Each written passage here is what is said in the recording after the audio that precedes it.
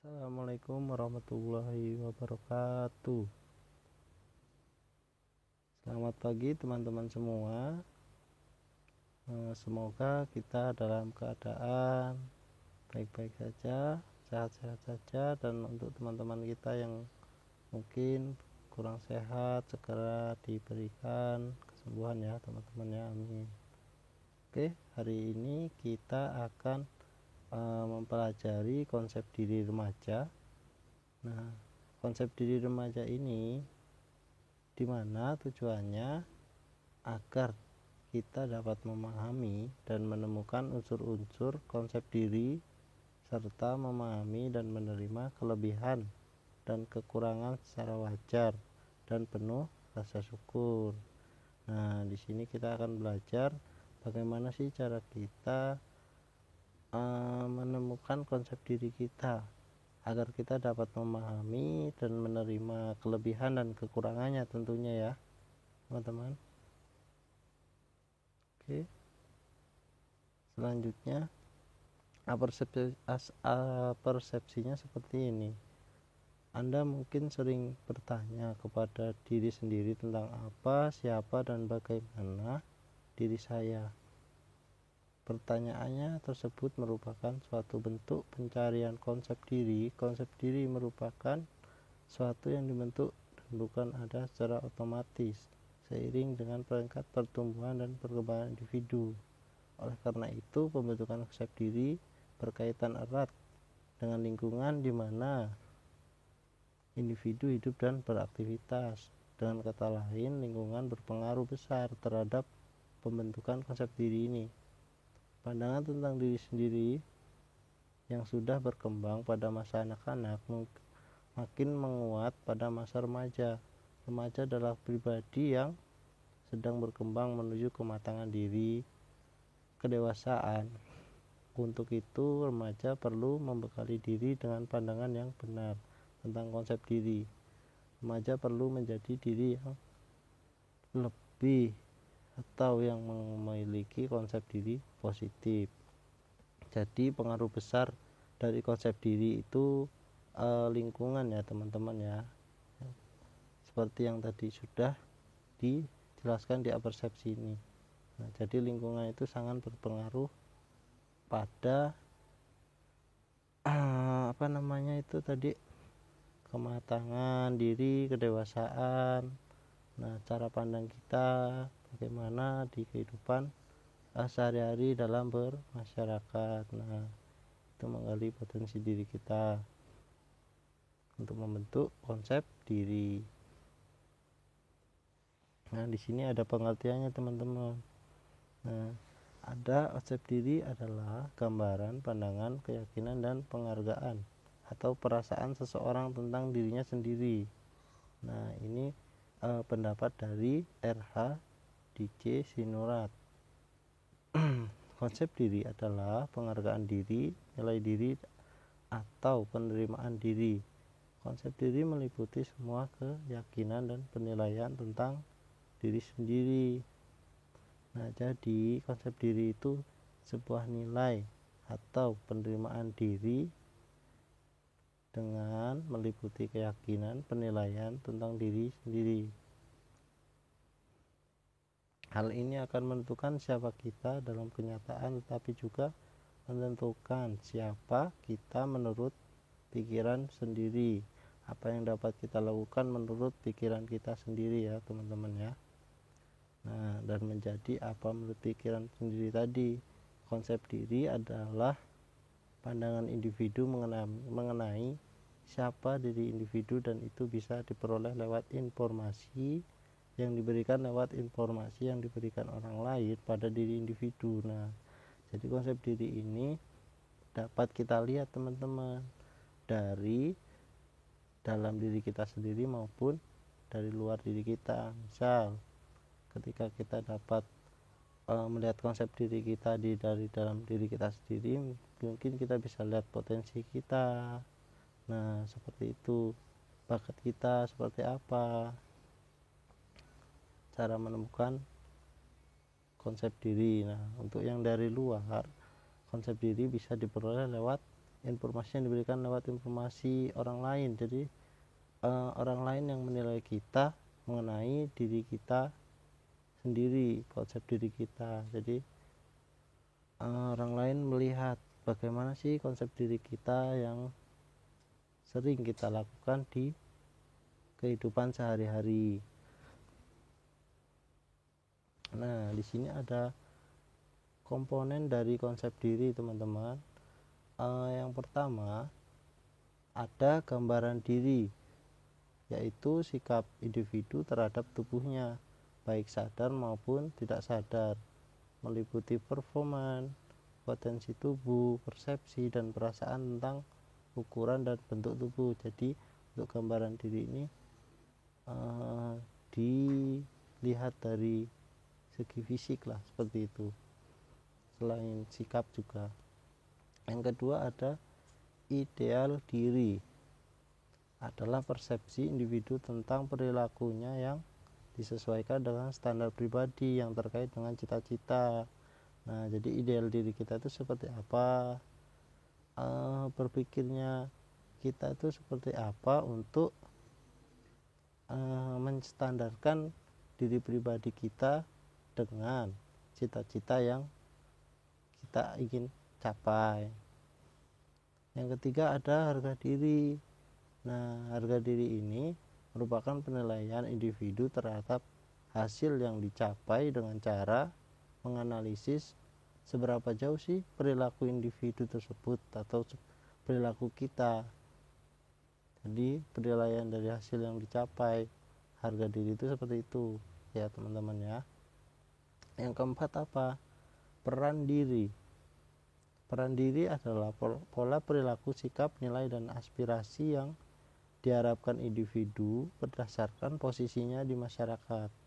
Nah, jadi kita bisa memerankan diri kita ketika di masyarakat, saling bersosialisasi, perilaku, sikap, nilai kita seperti apa, aspirasi kita seperti apa. Nah, diharapkan kan perilaku peran diri ini lebih baik ya di masyarakat atau di lingkungan sekitar kita. Yang nomor 5, identitas diri adalah kesadaran akan diri pribadi yang bersumber dari pengamatan, penilaian sebagai sintesis semua aspek konsep diri sebagai suatu yang utuh. Jadi identitas diri itu menunjukkan kita dalam misalnya dalam bermasyarakat itu seperti apa sih identitas diri kita sebagai apa. Karena dalam bermasyarakat kita sebagai masyarakat kita perlu nih mengamati kegiatan masyarakat umumnya seperti apa. Seperti itu ya teman-temannya, kita bisa menyesuaikan diri kita ketika bermasyarakat. Oke, selanjutnya melihat konsep diri dari 4 sudut pandang. Jadi ada 4 sudut pandang yang bisa kita lihat dari melihat konsep diri ini. Yang pertama, konsep diri positif atau tinggi, dan konsep diri negatif atau rendah. Yang kedua, konsep diri fisik dan konsep diri sosial. Sudut pandang ini membedakan pandang diri kita sendiri atas pribadi kita dan masyarakat atas pribadi kita. Yang ketiga, konsep diri emosional dan konsep diri akademis. Dengan sudut pandang ini, kita bisa membedakan pandangan diri sendiri yang dipengaruhi oleh perasaan, faktor psikologis, dan yang secara ilmiah bisa dibuktikan. Jadi secara ilmiah itu secara ada penelitian yang bisa membuktikan misalnya. Nah, yang keempat, konsep diri real dan konsep diri ideal. Sudut pandang ini membedakan diri kita yang nyata sebenarnya dan yang kita cita-citakan. Nah, jadi konsep diri nyata ini dan konsep diri ideal ini memfokuskan agar kita bisa membedakan diri kita yang nyata atau sebenarnya dan yang kita cita-citakan. Jadi kita sesuaikan dengan kemampuan diri kita untuk menggapai suatu cita-cita. Oke, ada KD positif dan negatif. Nah, untuk yang konsep diri negatif, peka pada kritik.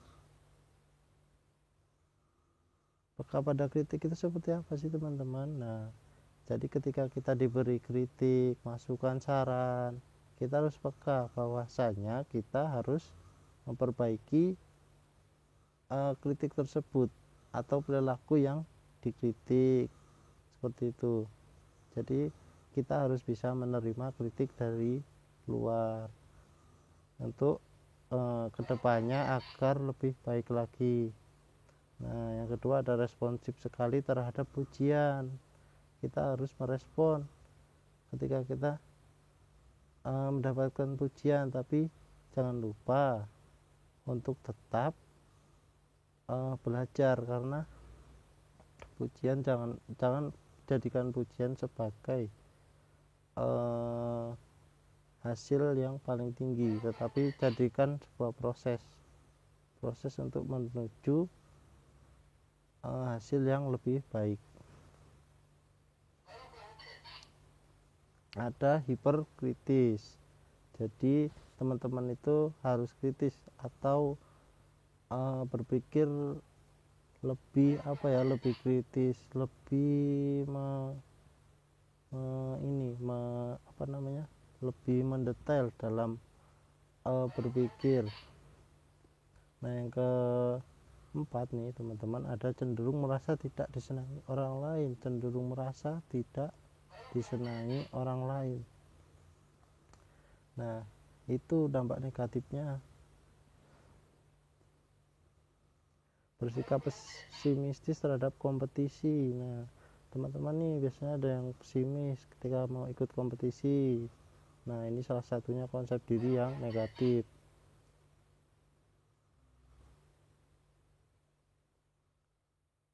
Nah, yang konsep diri positif, yakin akan kemampuan mengatasi masalah. Yang pertama. Yang kedua, merasa setara dengan orang lain. Jadi kita merasa sama-sama setara, tidak merasa kita yang rendah atau yang paling tinggi. Nah, yang ketiga, menerima pujian tanpa rasa malu.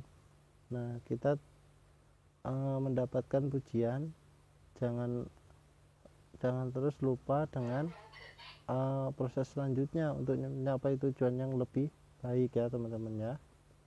Yang keempat, ada sadar setiap keinginan dan perilaku tidak selalu disetujui masyarakat. Jadi kita sadar setiap keinginan dan perilaku yang tidak diinginkan itu dengan masyarakat. Jadi kita benar-benar memahami, oh jadi seperti ini di lingkungan saya, tidak boleh seperti ini. Nah, kita harus sadar setiap keinginan dan perilaku tidak selalu disetujui di masyarakat. Kita harus bisa menyesuaikan adat istiadat di lingkungan kita, norma yang berlaku di lingkungan kita, tentunya di lingkungan bermasyarakat. Nah, di sini ada teori dari Johari Windows, di mana diri terbuka diketahui diri sendiri dan orang lain. Nah, ada diri buta, tidak diketahui diri sendiri tapi diketahui orang lain. Nah, yang ketiga, diri tersembunyi atau bahasa diketahui diri sendiri tapi tidak diketahui orang lain. Untuk diri gelap, tidak diketahui diri sendiri maupun orang lain. Nah, di sini ada konsep Johari Windows yang tadi, atau jendela Johari, yang menggambarkan pengenalan diri kita. Ada 4 jendela Johari. Yang pertama ada jendela terbuka, hal-hal yang kita tahu tentang diri sendiri tapi orang lain pun tahu, misalnya keadaan fisik, profesi, asal, daerah, dan lain-lain. Yang kedua ada jendela tertutup teman-teman, hal-hal mengenai diri kita yang kita tahu tapi orang lain tidak tahu, misalnya isi perasaan, pendapat, kebiasaan tidur, dan sebagainya. Untuk yang ketiga, jendela buta, hal-hal yang kita tidak dapat tahu tentang diri sendiri tapi orang lain tahu, misalnya hal-hal yang bernilai positif dan negatif pada kepribadian kita. Yang keempat, jendela gelap. Hal-hal ini mengenai diri kita tapi kita sendiri maupun orang lain tidak tahu. Nah, ini mengenai diri kita tapi kita tidak tahu. Begitupun orang lain tidak tahu. Ini adalah wilayah misteri dalam kehidupan. Jika kita ingin benar-benar mengetahui siapa diri kita, maka kita harus bisa membuka jendela tersebut selebar mungkin, karena semakin kita menemukan lebar jendela itu, maka kita akan semakin mengerti siapa diri kita. Nah, di sini ada gambar A dan B ya teman-teman ya. Silakan bisa dilihat dulu. Nah, yang A dan B. Nah, penjelasannya. Nah, untuk yang A adalah individu yang kurang memahami diri sendiri, tingkah lakunya terbatas, perasaannya kurang terbuka, kurang luas, dan cara pandangnya dan variasi hidupnya. Nah, seperti tadi. Itu yang A ya. Nah, yang B adalah individu yang terbuka terhadap dunia sekelilingnya, potensi diri disadari, perasaan dan pikirannya terbuka untuk pengalaman-pengalaman hidup yang menyedihkan dan menyenangkan, pekerjaan dan sebagainya. Nah, kembali lagi nih, lihat. Nah, seperti ini ya teman-teman ya. Nomor 1 yang biru, 2, 3, 4. Nah, yang A ini nomor satunya dari kecil dulu, 1, 2, 3, 4. Nah, perbedaannya seperti itu ya. Oke,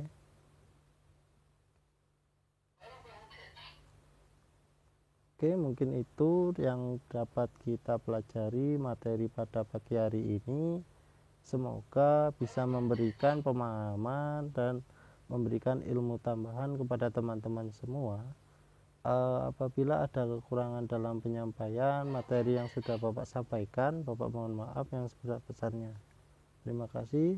Wabillahi taufiq walhidayah. Wassalamualaikum warahmatullahi wabarakatuh.